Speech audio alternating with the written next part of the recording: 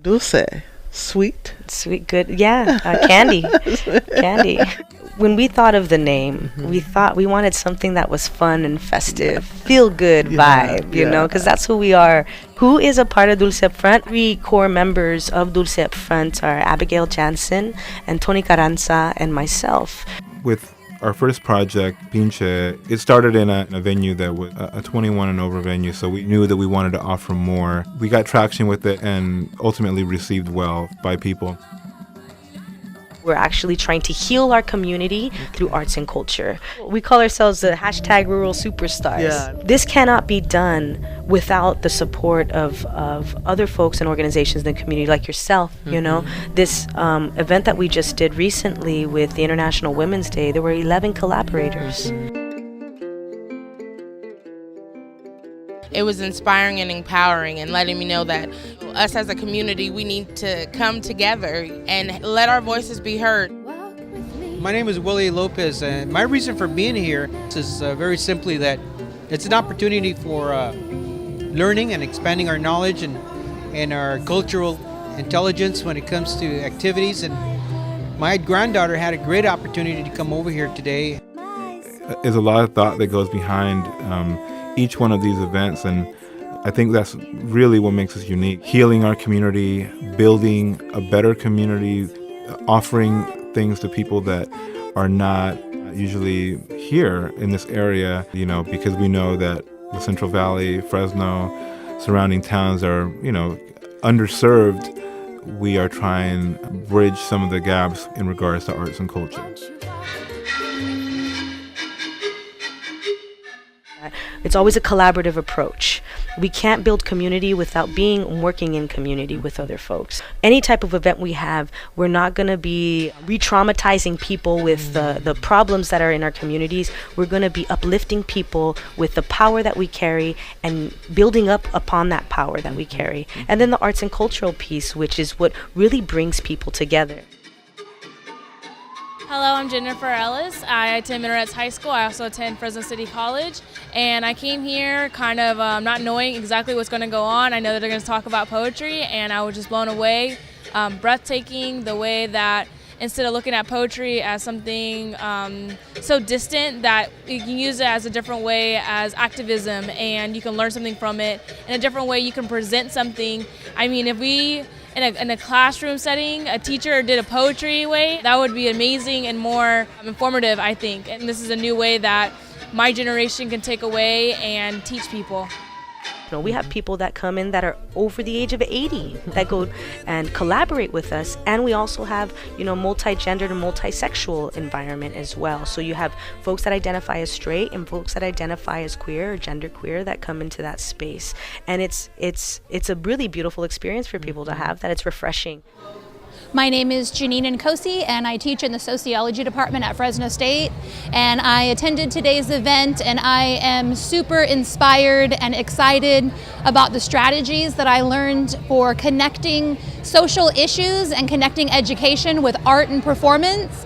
And I fully intend to take the strategies that I learned here today into my classroom in sociology at Fresno State to engage and inspire my students.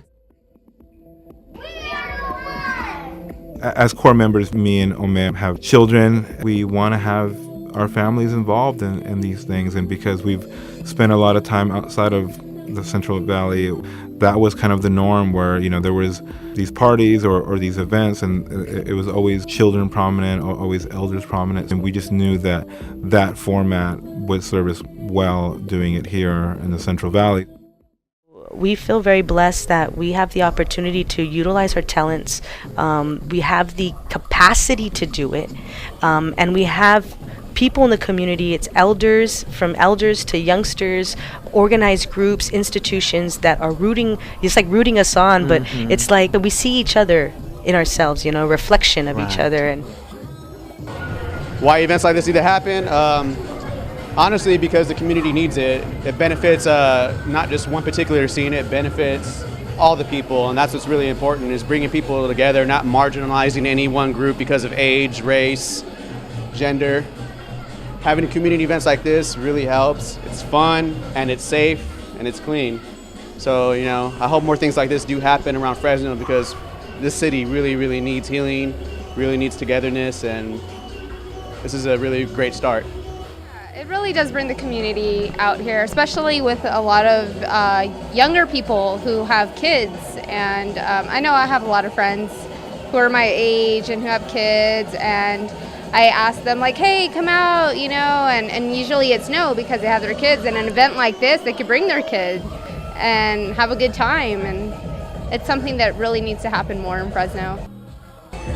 I think that Dulce upfront can offer things to the community that most groups may not be able to. With us, we love to saturate every event with so much color, with so much art, and so much culture. And I hope that when people go to our events, they walk away feeling happier and healthier and inspired by the people around them, inspired to better their communities, inspired to put on community events of their own. It's all about the community, it's all about the family.